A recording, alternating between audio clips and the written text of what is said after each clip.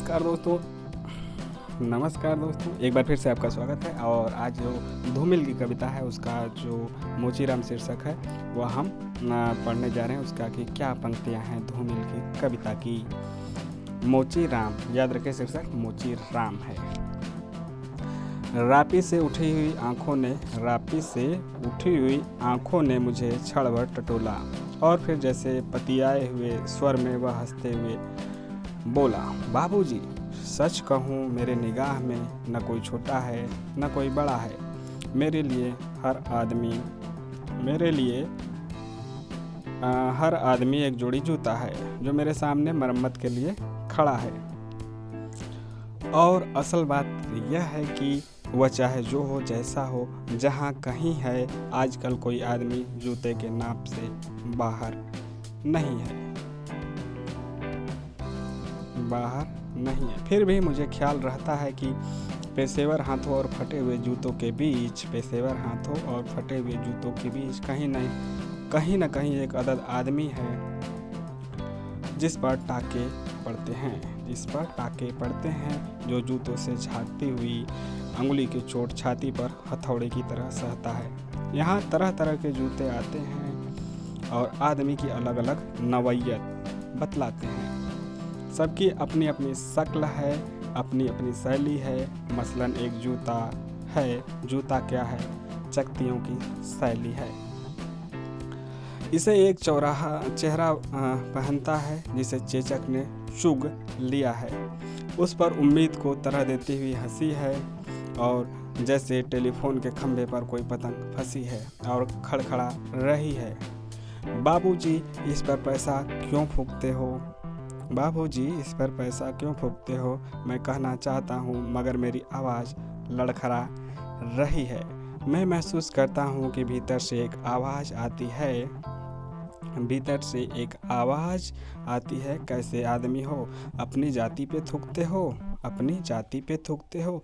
या आप यकीन करें, उस समय मैं चकतियों की जगह आंखें ताकता हूँ और पैसे में पड़े हुए आदमी को बड़ी मुश्किल से निभाता हूँ।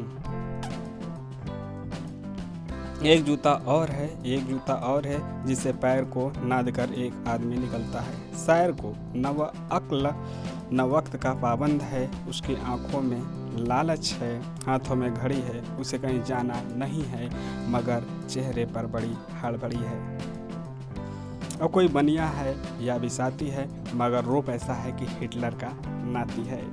इसे बांधो, उसे काटो, यहाँ ठोको, वहाँ पीटो, घिसा दो, ऐसा चमकाओ, जूते को आईना बनाओ। ओफ बड़ी गर्मी है, रुमाल से हवा कराता है। मौसम के नाम पर बिसुरता है, सड़क पर आतियों जातियों को बानर की तरह घूरता है। मगरज यह है कि घंटे भर खटवाता है, मगर नामा देते वक्त साफ नट जाता है। शरीफों को लूटते हुए वह गुर्राता है और कुछ सिक्के फेंक कर आगे बढ़ जाता है। अचानक चिहुक कर सड़क से उछलता है और पटरी पर चढ़ जाता है। चोट जब पैसे पर पड़ती है तो कहीं न कहीं एक चोर किल दबी रहती है। चोट जब पैसे पर पड़ती है तो कहीं न कहीं एक चोर किल दबी रह जाती है, जो मौका पाकर उभरती है और अंगुली में गड़ती है। मगर इसका मतलब यह नहीं कि मुझे कोई गलतफहमी है। मुझे हर वक्त यह ख्याल रहता है कि जूते और पैसे के बीच कहीं न कहीं एक अदद आदमी है जिस पर टाके पड़ते हैं, जो जूते से झाँकती हुई अंगुली की चोट छाती पर हथौड़े की तरह सहता है। और बाबूजी, असल बात तो यह है कि जिंदा रहने के पीछे अगर सिर्फ तर्क नहीं है तो राम नामी बेचकर या रंडियों की दलाली करके रोजी कमाने में कोई फर्क नहीं है। सुनिए, इसकी गहराई को समझिए। मोचीराम शीर्षक है, धूमिल की कविता हम सुन रहे हैं और हिंदी में है, समझते हुए चलिए। और इम्पोर्टेंट भी है जीवन दृष्टि से, हिंदी साहित्य की दृष्टि से, हिंदी सब्जेक्ट की दृष्टि से भी। और यही वह जगह है जहाँ पर आदमी अपने पैसे से छूटकर भीड़ का टमकता हुआ हिस्सा बन जाता है। सभी लोगों की तरह भाषा उसे काटती है, मौसम सताता है। अब आप इस बसंत को ही लो, यह दिन को तांत की तरह तानता है। पेड़ों पर लाल लाल पत्तों के हजारों सुख तल्ले धूप में सींचने के लिए लटकाता है।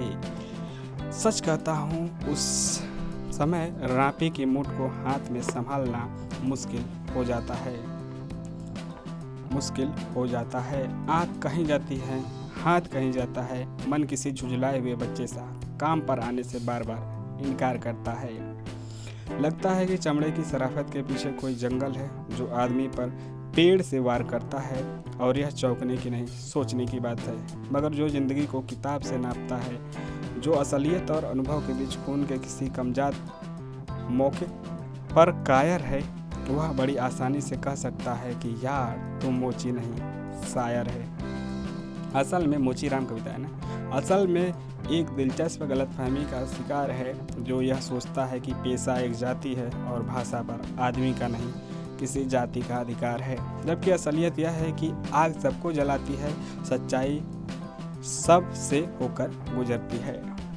कुछ है जिन्हें शब्द मिल चुके हैं, कुछ हैं जो अक्षरों के आगे अंधे हैं। वे हर अन्याय को चुपचाप सहते हैं और पेट की आग से डरते हैं, जबकि मैं जानता हूँ कि इनकार से भरी हुई एक चीख और एक समझदार चुप दोनों का मतलब एक है। भविष्य गढ़ने में चुप और चीख अपनी अपनी जगह एक ही किस्म को अपना अपना फर्ज अदा करते हैं। आखिरी 4 लाइन फिर से।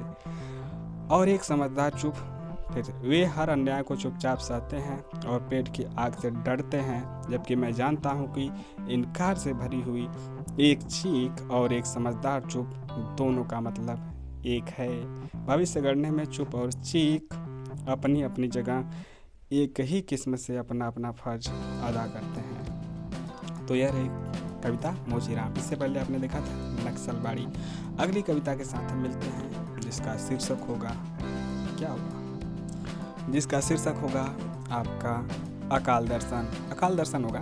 अकाल दर्शन के बाद की जो पंक्तियां हैं वह तो आप देख ही सकते। तो मिलते हैं अगली कविता अकाल दर्शन के साथ, जो कि बेहतरीन है। वह भी आपका क्या है, बेहतरीन है। तब तक के लिए जय हिंद, जय भारत। अच्छा लग रहा हो तो फिर आप लाइक शेयर सब्सक्राइब करना ना भूलें, और कमेंट के माध्यम से अपने सजेशन, सुझाव, शिकायत, अपना गुस्सा जरूर प्रकट कीजिए। तब तक के लिए जय हिंद, जय भारत।